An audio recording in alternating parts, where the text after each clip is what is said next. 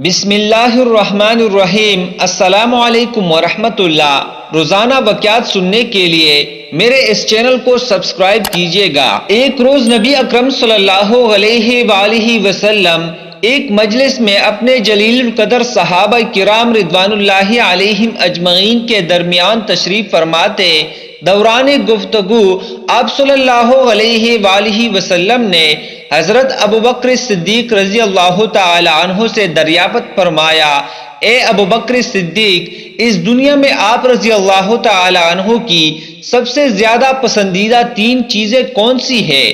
آپ رضی اللہ تعالی عنہ نے جواب میں نہایت عقیدت سے عرض کیا، میں یہ پسند کرتا ہوں کہ آپ صلی اللہ علیہ وآلہ وسلم کے درمیان بیٹھا رہوں، آپ صلی اللہ علیہ وآلہ وسلم کا دیدار کرتا رہوں، اپنا تمام مال آپ صلی اللہ علیہ وآلہ وسلم پر خرچ کر دوں۔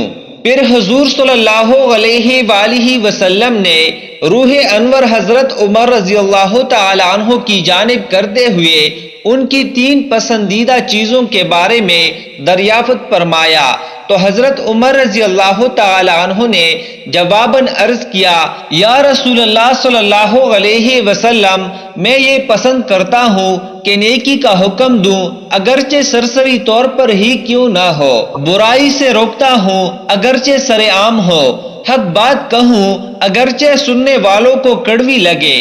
اور پھر حضور اکرم صلی اللہ علیہ وآلہ وسلم نے حیا کے پیکر حضرت عثمان غنی رضی اللہ تعالی عنہ سے ان کی تین پسندیدہ چیزوں کے متعلق دریافت فرمایا۔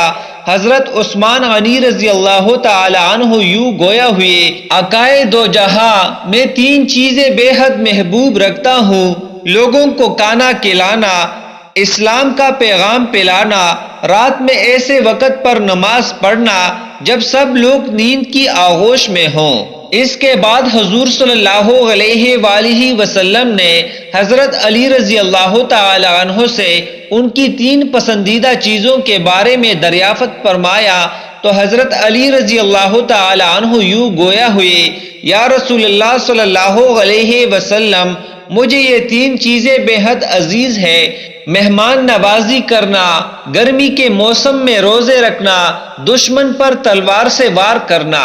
حدیث میں خود نبی کریم صلی اللہ علیہ وآلہ وسلم کا ایک واقعہ آیا ہے۔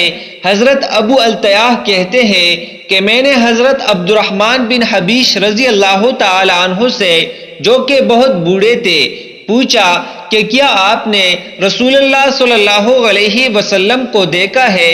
انہوں نے کہا کہ ہاں۔ میں نے کہا کہ جس رات رسول اللہ صلی اللہ علیہ وسلم کو شیاطین نے پکڑ لیا تھا تو آپ نے کیا کیا تھا؟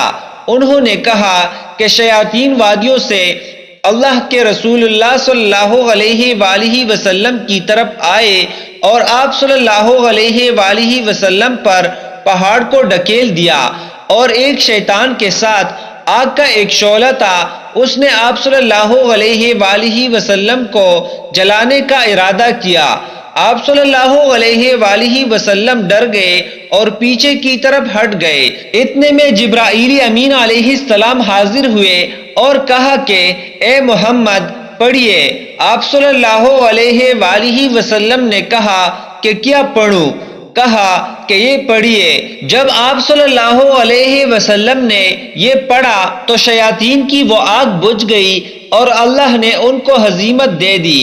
وہ دعا یہ ہے، ترجمہ: میں اللہ کے کلمات تامات کے ذریعے جن سے کوئی نیک یا بد آگے نہیں جا سکتا پناہ پکڑتا ہوں، ہر اس چیز کے شر سے جس کو اس نے پیدا کیا، وجود دیا اور پلایا ہے، اور اس چیز کے شر سے جو آسمان سے نازل ہوتی ہے، اور اس سے جو اس میں چڑھتی ہے، اور اس سے جو زمین میں پھیلتی ہے، اور اس سے جو اس سے نکلتی ہے، اور اس رات و دن کے فتنوں کے شر سے بھی، اور ہر رات میں آنے والے کے شر سے بھی، سوائے اس کے جو خیر لے کر آئے اے رحمان۔ اس حدیث کو امام منظری نے الترغیب میں ذکر کر کے فرمایا کہ امام احمد و امام ابو یغلی کے سند جد ہے۔ حضرت عبداللہ بن مسعود رضی اللہ تعالی عنہ سے بھی بعینہ اسی طرح کا قصہ مروی ہے۔ مزید اس طرح واقعات سننے کے لیے میرے اس چینل کو سبسکرائب کر دیجیے گا اور ویڈیو کو لائک اور شیئر کیجیے گا۔ جزاک اللہ۔